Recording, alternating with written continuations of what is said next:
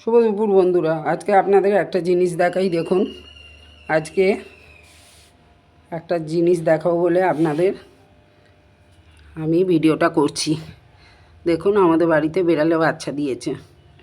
এই যে দুটো কিউট কিউট বেবি।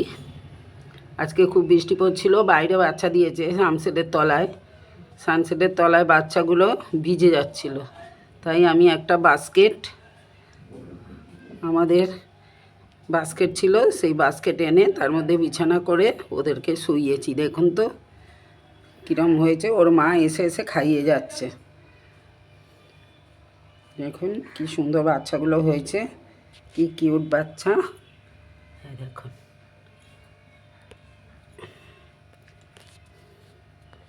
আমাদের বাড়ির সানসেটে বাচ্চা দিয়েছিল। সানসেটের নিচে ছিল তো, বৃষ্টিতে ভিজে যাচ্ছিল। কি সুন্দর।